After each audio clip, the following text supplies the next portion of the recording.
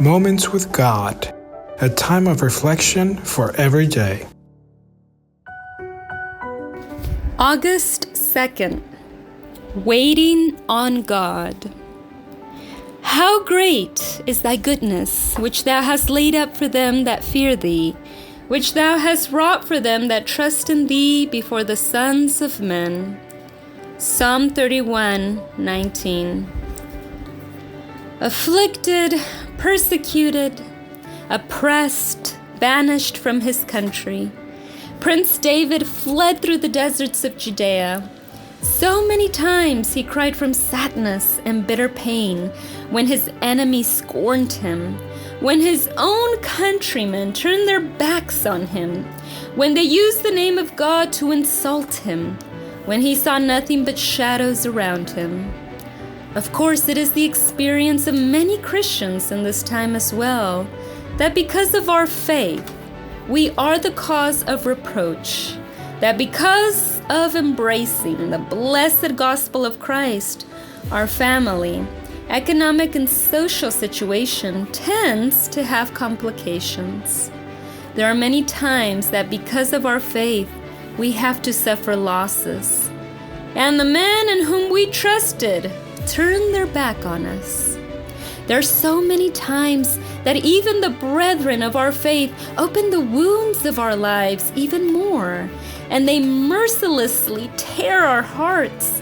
And like Job's friends, they use the name of God to overwhelm us.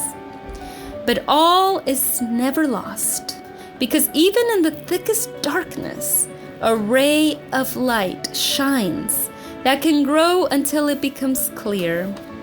For when human hopes fail, there is still the arm of the Almighty where we can find security.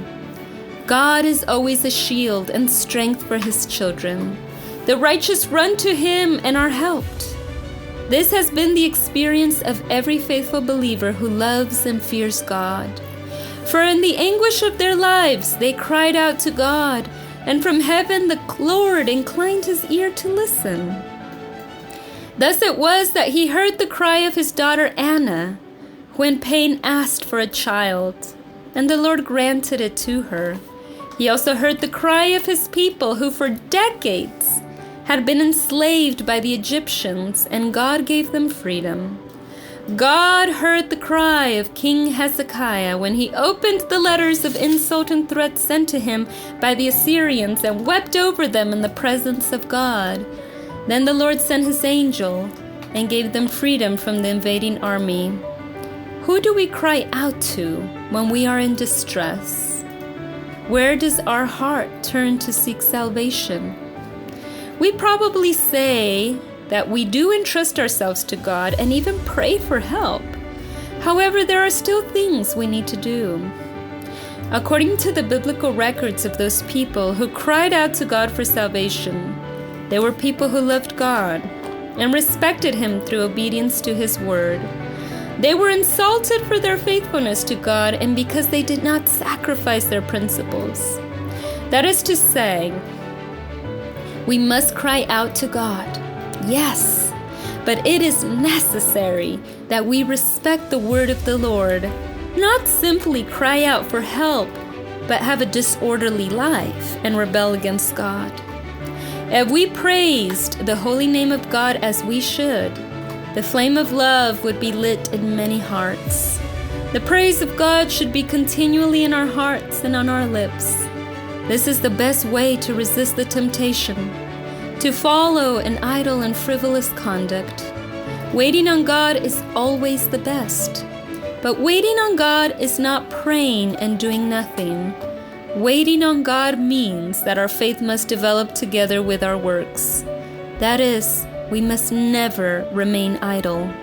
The best way to have our minds in relief is praising the name of God, serving Him, reading His words, respecting His commandments.